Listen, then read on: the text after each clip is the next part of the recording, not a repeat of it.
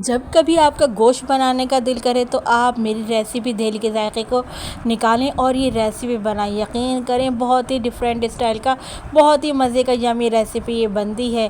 ये उम्मीद करती हूँ आप सब लोगों को ये रेसिपी बेहद पसंद आएगी और आप हर बार मेरी इसी रेसिपी से बनाना पसंद करेंगे।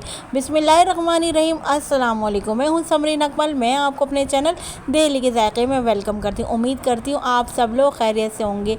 आज दही के जायके किचन में बनने जा रहा है बीफ स्टू, यानी खड़े मसाले का गोश्त भी कह सकते हैं आप इसको। तो ये रेसिपी बहुत ही ज़बरदस्त सी बनने जा रही है, जैसे कि आपको लुक वाइज नज़र आ रही होगी ये रेसिपी। तो आप लोगों ने रेसिपी को एंड तक देखना है ताकि कोई भी जो इंग्रेडिएंट्स है वो मिस ना हो सके आपसे। तो चलें, रेसिपी अच्छी लगे तो प्लीज़ लाइक तो आप अभी से कर दीजिए और दही के जायके को सब्सक्राइब भी कर लीजिए। बेल के बटन को ज़रूर प्रेस कीजिएगा, इससे हर नई आने वाली रेसिपी आपको फौरी देखने को मिलेगी। रेसिपी को अपने फ्रेंड फैमिली में लाजमी शेयर किया करें। तो चलें रेसिपी बनाना स्टार्ट करते हैं, बीफ स्टू। वैसे तो बीफ स्टू की रेसिपी मेरे चैनल पर बहुत सारी अपलोड है, लेकिन सभी डिफरेंट स्टाइल की हैं। तो आप लोगों ने ज़रूर देखनी है मेरी सारी रेसिपीज़ और इस रेसिपीज़ को भी ज़रूर बना के इंजॉय करिएगा। तो चलिए रेसिपी स्टार्ट कर लेते हैं। सबसे पहले पतीली में हमने ऑयल ले लिया है आधा कप। फिर हम यहाँ पर साबुत गरम मसाले लेंगे, जिसमें हमने 1 टीस्पून ज़ीरा ले लिया है, 10 अदद हमने काली मिर्चें ले ली है, 1 दालचीनी की स्टिक ले ली है, 1 तेज़ पत्ता ले लिया है और 1 जावित्री का फूल ले लिया है और 1 बड़ी इलायची, 2 हरी इलायची और 4 अदद हमने लौंगे ले लिए हैं। जब हमारा ऑयल जो है गरम हो जाएगा तो फिर हमने इसमें ये गरम मसाले शामिल कर दिए हैं। अब इनको हमने 1 मिनट तक फ्राई करना है, या जब तक इसमें से अच्छी सी खुशबू ना आने लग जाए, जब तक हमने इनको फ्राई करना है। अब जैसे ही गरम मसालों की अच्छी सी खुशबू आने लग जाएगी तो अब हम इसमें शामिल कर देंगे प्याज। अच्छा, यहाँ मैंने 2 दरमियाने साइज़ की प्याज को स्लाइस करके शामिल कर दिया है। आप देखिए हमने यहाँ पर रफली प्याज को काटा है। अगर आप यही रेसिपी चिकन में बनाएं तो फिर आपने प्याज को बारीक काटना है। यहाँ पर हमने अदरक लहसुन को जो है चॉप करके शामिल कर दिया है। दोनों चीज़ें मिलाकर 1 टीस्पून हमने शामिल कर दिया अदरक लहसुन को काट के शामिल कर दिया। चूँकि कटे मसाले का गोश्त है तो यहाँ पर हर चीज़ हम काट कर शामिल करेंगे, कोई भी चीज़ यहाँ पर पिसी हुई शामिल नहीं करेंगे। अब जैसे ही हमारी देखिए प्याज सॉफ्ट हुई, फिर हम यहाँ पर गोश्त शामिल करेंगे। 300 ग्राम बीफ का गोश्त है, हड्डी वाला गोश्त है। चूँकि स्टू जो है हड्डी वाले गोश्त से ही ज़बरदस्त बनता है। आप चाहे तो यहाँ पर बोन ले सकते हैं।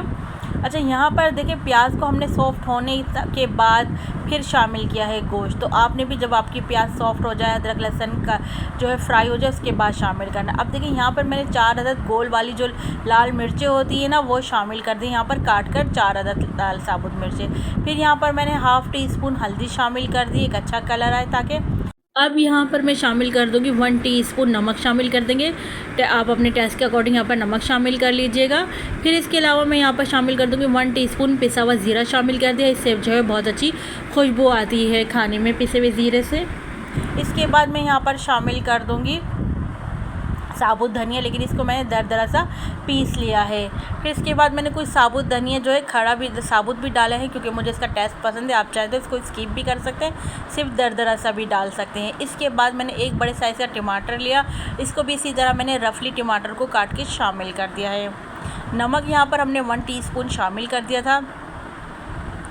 अब इन तमाम मसालों को अच्छी तरीके से हम इसमें मिक्स करेंगे अपने गोश्त में, ताकि सब में अच्छी तरीके से गोश्त की हर बोटी में तमाम मसाले जो है अच्छी तरह से मिक्स हो जाएं। उसके बाद अब हम यहाँ पर दही शामिल कर देंगे। दही मैंने यहाँ पर 3 टेबल स्पून दही के शामिल कर दिए हैं। अच्छा, यहाँ पर मैंने ना तो लाल पिसी मिर्च आपने देखा इस्तेमाल करी, क्योंकि हम यहाँ पर पिसा हुआ कुछ भी इस्तेमाल नहीं करेंगे। अब देखिए दही शामिल करके दही को भी अच्छी तरीके से हम यहाँ पर मिक्स कर लेंगे। अच्छा, दही डालते टाइम ना अपने फ्लेम को लो कर देना, मीडियम टू लो। इससे क्या होगा, आपके दही के कर्ड्स नहीं बनेंगे, यानी जो फुटकियाँ बन जाती है ना, वो नहीं बनेंगी।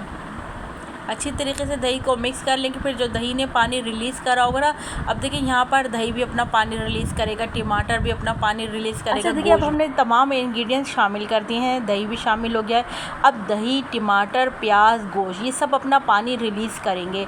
तो अब यहाँ पर अच्छे तरीके से हमने भुनाई करनी है। इतनी भुनाई करेंगे कि ऑयल सेपरेट हो जाए।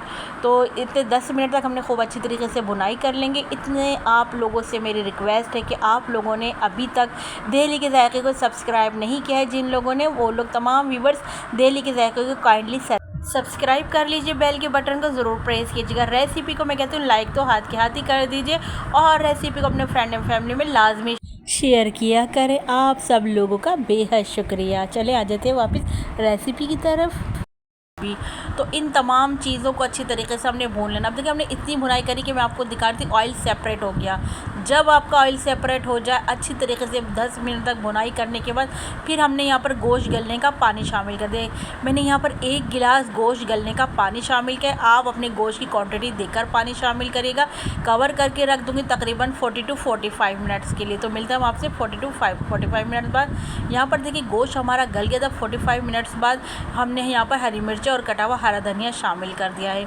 अब यहाँ पर मैं 5 मिनट के लिए मज़ीद कवर लगा के रख दूँगी ताकि हरी मिर्च और हरा धनिया का अच्छा सा टेस्ट आ जाए।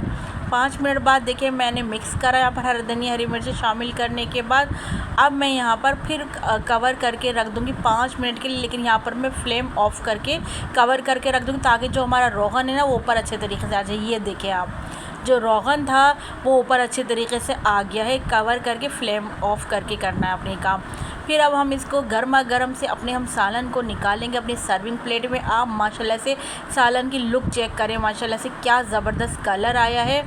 आप लोगों ने भी इसी तरह बनाना है। देखिए खड़े मसाले का जो होता है ये साबुत जो खड़े मसालों का गोश्त कहलाता है, इसकी हर चीज़ थोड़ी थोड़ी खड़ी नज़र आनी चाहिए। जैसे आप प्याज देख रहे हैं थोड़ी नज़र आ रही, थोड़े टमाटर नज़र आ रहे हैं, हर चीज़ जो है थोड़ी थोड़ी नज़र आनी चाहिए। लहसुन अदरक जो हमने चॉप करके डालें आप वो भी देखिए नज़र आएंगे। तो हर चीज़ यही इसका मकसद होता है। इसमें कोई चीज़ आप देखिए पीसी भी इस्तेमाल नहीं की जाती, हर चीज़ खड़ी खड़ी इस्तेमाल की जाती है जो कि इस खाने के नाम से ही ज़ाहिर है खड़े मसाले का गोश्त। अच्छा अब देखिए यहाँ पर हमने ऊपर हरा धनिया और अदरक से गार्निश कर दिया है यहाँ पर। अब आप माशाल्लाह से इंजॉय कर सकते हैं इस खड़े गरम मसाले को या स्टू को, बीफ स्टू को आप गरम गरम तंदूर की रोटी से भी बहुत मज़े का लगेगा, नान चपाती हर चीज़ के साथ ये बहुत मज़े का लगेगा। आप इसको एंजॉय करिए और मुझे ज़रूर बताइएगा कि आप लोगों को मेरी रेसिपी कैसी लगी। आपने इस रेसिपी को बीफ तो मैंने बनाया है, मटन और चिकन में बना सकते हैं, लेकिन चिकन के लिए मैंने आपको बताया प्याज को ज़रा बारीक स्लाइस करके शामिल करिएगा चूँकि चिकन जल्दी गल जाती है। अच्छा जी, तो आप लोग मुझे फ़ीडबैक देके ज़रूर बताइएगा। मुझे आपके प्यार से कमेंट का इंतज़ार रहेगा कि आप लोगों को मेरी ये स्टू की रेसिपी कैसी लगी। मुझे आपके प्यार से कमेंट का इंतज़ार रहेगा। तो चले चलती हूँ, क्योंकि मैं आप लोगों के लिए इसी तरह मज़े मज़े की यमी रेसिपी लेकर आप लोगों की खिदमत में हाज़िर होती रहती हूँ। जब तक के लिए मुझे समरीन अकमल को दिल्ली के जायके से इजाज़त दीजिए। अल्लाह हाफिज़।